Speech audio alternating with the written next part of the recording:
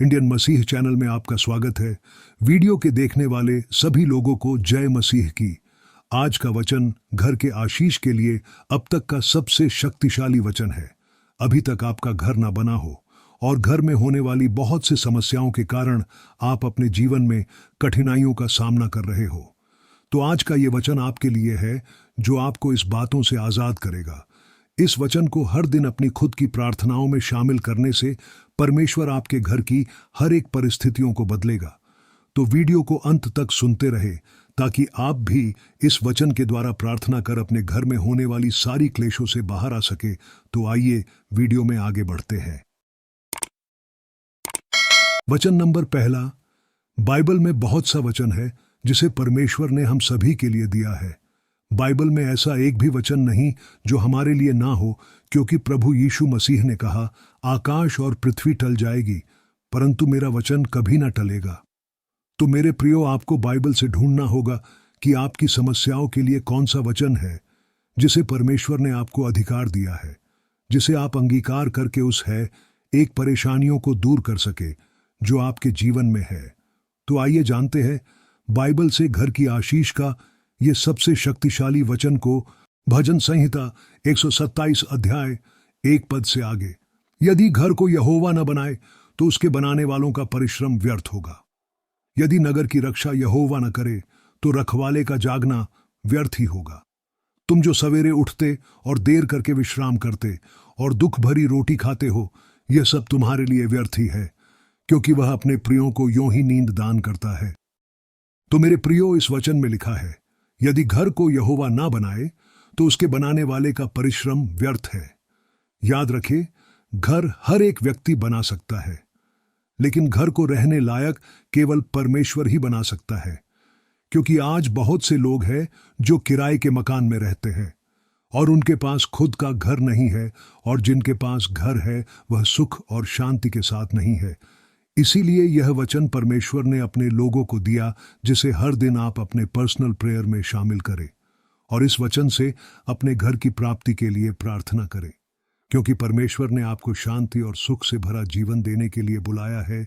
इसीलिए आगे के पद में लिखा है, तुम जो सवेरे उठते और देर करके विश्राम करते और दुख भरी रोटी खाते हो, यह सब तुम्हारे लिए व्यर्थ ही है, क्योंकि वह अपने प्रियों को यों ही नींद दान करता है। इसीलिए मेरे प्रियों, भजन संहिता की इस अध्याय को रोज अपने घर के लिए प्रार्थना में शामिल करें, जिससे यह वचन आपके लिए जीवित हो जाए। आगे वचन नंबर दूसरा। अगर आपके घर में क्लेश होता है या फिर आपके घर में घटी होती है, तो कहीं ना कहीं आपने परमेश्वर को अपना आधार नहीं माना है, या प्रेयर की कमी होने के कारण दुष्ट आत्माएं आपके घर की परिस्थितियों को खराब कर रहा है, जिससे घर ना बना पाना, हर एक दिन लड़ाई और झगड़े होना, घर में पैसों की घटी होना, ये सब समस्या होने लगते हैं। तो आपने मनों में कई सवाल आते होंगे, लेकिन वही सारे सवालों का जवाब परमेश्वर ने इस वचन में दिया है। कैसे आप अपनी कमाई को, अपने घर को, अपने बाल बच्चों को आशीष से भरा देख सकते हैं। तो आइए जानते हैं इस वचन के भेद को। भजन संहिता 128 अध्याय से आगे। क्या ही धन्य है हर एक जो यहोवा का भय मानता है और उसके मार्गों पर चलता है। तू अपनी कमाई को निश्चय खाने पाएगा, तू धन्य होगा और तेरा भला ही होगा। तेरे घर के भीतर तेरी स्त्री फलवंत दाखलता सी होगी, तेरी मेज के चारों ओर तेरे बालक जलपाई के पौधे से होंगे। सुन, जो पुरुष यहोवा का भय मानता हो वह ऐसी ही आशीष पाएगा। यहोवा तुझे सिय्योन से आशीष देवे और तू जीवन भर यरूशलेम का कुशल देखता रहे। अपने जीवन भर तू अपने घर का कुशल देखता रहेगा, क्योंकि यरूशलेम का मतलब यहोवा का घर होता है। इसीलिए परमेश्वर तुझे स्वर्ग से आशीषित करेगा और जीवन भर आप अपनी भलाई को देखते हुए शांति को महसूस करेंगे। आगे वचन नंबर तीसरा। मेरे प्रियो, हमेशा याद रखे घर कैसे बनता है और अपने घर को बनाने के लिए आपको क्या क्या करना होगा, क्योंकि परमेश्वर के इस वचन में जो लिखा है उसी के द्वारा आप अपने पारिवारिक जीवन और अपने आत्मिक जीवन दोनों में सफल हो सकते हैं और आपके घर में सुख सर्वदा बनी रहेगी। तो आइए जानते हैं वह बहुमूल्य चीज कौन सी है जिसके द्वारा आप अपने घर को पूरी रीति से बना सकते हैं। नीति वचन 23 अध्याय 3 से 4 पद में लिखा है, घर बुद्धि से बनता है और समझ के द्वारा स्थिर होता है। ज्ञान के द्वारा कोठरियां सब प्रकार की बहुमूल्य और मनभाऊ वस्तुओं से भर जाती हैं। तो मेरे प्रियो, इस वचन के अनुसार परमेश्वर चाहते हैं कि आप अपने जीवन में कुछ भी बड़ा कदम लेने से पहले बुद्धिमान हो और बुद्धि का वरदान आपको मांगने होगा। क्योंकि वचन में लिखा है, जिसे बुद्धि की घटी है वह परमेश्वर से मांगे, जो बिना उलाहना किए सबको उदारता से देता है। इसीलिए इस वचन में लिखा है, घर बुद्धि से बनता है और समझ के द्वारा स्थिर होता है। क्योंकि आज आप अगर बुद्धिमान नहीं है तो कोई भी आपका फायदा उठा लेगा और आपके जीवन को अपनी बातों से कष्ट से भर देगा। इसीलिए लिखा है, घर बुद्धि के द्वारा बनता है और समझ के द्वारा स्थिर रहता है। इसी आप जो भी काम करें, इससे पहले आप परमेश्वर के वचनों से बुद्धि मांगे। प्रतिदिन इस वचन से आप अपने घर के लिए आशीषों को मांग सकते हैं। आगे वचन नंबर 4। इस वचन में परमेश्वर आपको घर के हर एक सामान में आशीष देने का वचन देता है, यदि आपने यीशु को अपना प्रभु माना है और आप किसी भी मूर्ति के आगे दंडवत नहीं करते। आप पूरी रीति से अपने आप को प्रभु के हवाले आपने किया है, तो ये आशीष का वचन आपके जीवन में पूरा होगा। तो आइए जानते हैं घर में परमेश्वर कैसे आशीष देना चाहता है इस वचन के द्वारा। निर्गमन 23 अध्याय 25 पद में लिखा है, और तुम अपने परमेश्वर यहोवा की उपासना करना, तब वह तेरे अन्न जल पर आशीष देगा और तेरे बीच में से रोग दूर करेगा। तो मेरे प्रियो, इस वचन में लिखा है कि तू अपने परमेश्वर यहोवा की उपासना करना, जिससे वह तेरे अन्न जल पर आशीष देगा और तेरे बीच में से रोग दूर करेगा। आज बहुत से विश्वासी हैं जिनके जीवन में बहुत सारी परेशानियां, बीमारी और चिताओं ने उन्हें घेरा है। वह प्रभु को बस अपने फायदे के लिए इस्तेमाल करते हैं। इसी कारण से उनके जीवन में रोग और समस्या है। इसलिए अगर आपकी भी ऐसी स्थिति है, तो इस वचन के द्वारा आप अपने घर में रोज सुबह और शाम प्रार्थना करें और अपने परमेश्वर को रोज प्रतिदिन याद कर धन्यवाद दें। तो परमेश्वर तुम्हारे बीच में कोई भी शैतानी कामों को, जादू और टोने को चलने ना देगा, जिससे जो कुछ तुम्हारे घर में हो सब बचा रहेगा और कोई भी वस्तु की तुमको घटी ना हो। तो मेरे प्रियो, इस वचन को रोज अपने घर में सुबह शाम प्रार्थना में बोले, ताकि आपके घर में कोई भी रोग और बीमारी ना आने पाए। वचन नंबर 5। अगर आपके मन में कभी शक आए या चिंताएं आपको घेर ले, तब भी आप परमेश्वर पर भरोसा रख सकते हैं, क्योंकि परमेश्वर ने अपने वचन में कहा है, मैं तुझे बचन से बुढ़ापे तक संभाले रखूंगा। क्योंकि आज अपने चिंताओं के कारण लोग घर में चिड़चिड़ा माहौल बना लेते हैं, जिससे वचन फल नहीं ला पाता और धीरे धीरे पाप जीवन में बढ़ने लगता है। लेकिन परमेश्वर पीढ़ी पीढ़ी तक करुणा करने वाला परमेश्वर है। तो आइए जानते हैं कैसे परमेश्वर अपने लोगों पर करुणा करने वाला और अपने चुने हुए को आशीष देता है, इस वचन से जाने। इब्रानियों 6 अध्याय 15 पद से आगे।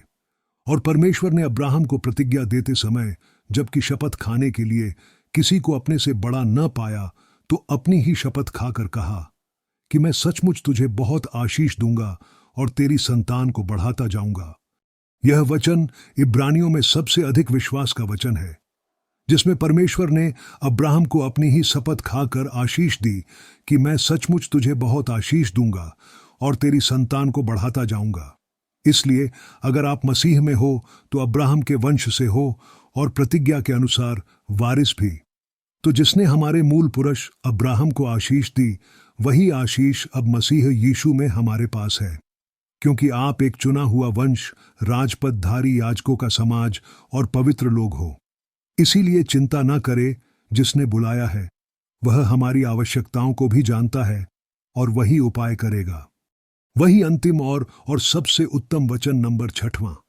यह वचन आत्मिक है, जिससे समझने से आप अपने अंदर और बाहर के जीवन को मजबूत कर सकते हो। क्योंकि आपको परमेश्वर ने एक खराई का जीवन बिताने के लिए बुलाया है, एक मजबूत व्यक्ति बनने के लिए बुलाया है। इसीलिए वचन ने लिखा है, तुम्हारी बात हाँ की हाँ और नहीं की नहीं हो, क्योंकि इससे आगे जो कुछ होता है वह बुराई ही से होता है। तो आइए समझते हैं इस वचन से। नीति वचन 24 अध्याय 27 पद से आगे। अपने बाहर का कामकाज ठीक करना और खेत तैयार कर लेना, उसके बाद अपना घर बनाना। व्यर्थ अपने पड़ोसी के विरुद्ध साक्षी न देना और न उसको फुसलाना। मत कह कि जैसा उसने मेरे साथ किया वैसा ही मैं भी उसके साथ करूंगा और उसको उसके काम के अनुसार पलटा दूंगा।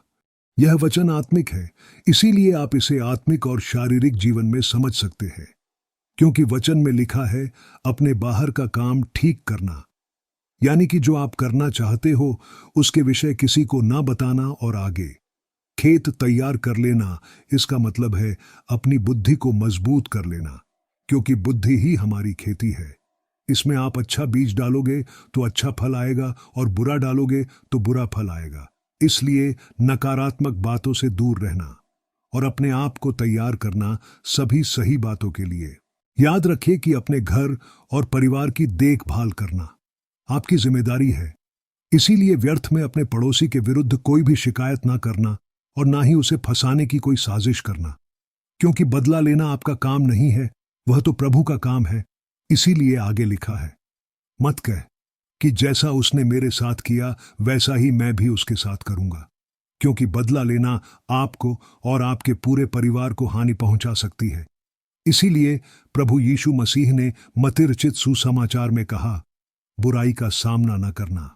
तो मेरे प्रियो, यही सब वचन घर के लिए आशीष वचन है। अगर आप अपने घर को बनता देखना चाहते हैं और अपने घर परिवार के माहौल में प्रभु की उपस्थिति और शांति चाहते हैं, तो इन सब वचनों से हर दिन सुबह और शाम प्रार्थना करें ताकि प्रभु आपके तंबुओं को चौड़ा करे। तो हमारा ये वीडियो आपको कैसा लगा? हमारे वीडियो के द्वारा आपने आशीष पाई हो तो वीडियो को लाइक करें और चैनल को सब्सक्राइब करना ना भूलें और वीडियो के नीचे कमेंट करें ताकि हमारा आने वाला वीडियो आपको पहले मिल सके। तब तक के लिए इंडियन मसीह चैनल की तरफ से सभी भाइयों बहनों को जय मसीह की। प्रभु आपको आशीष दे।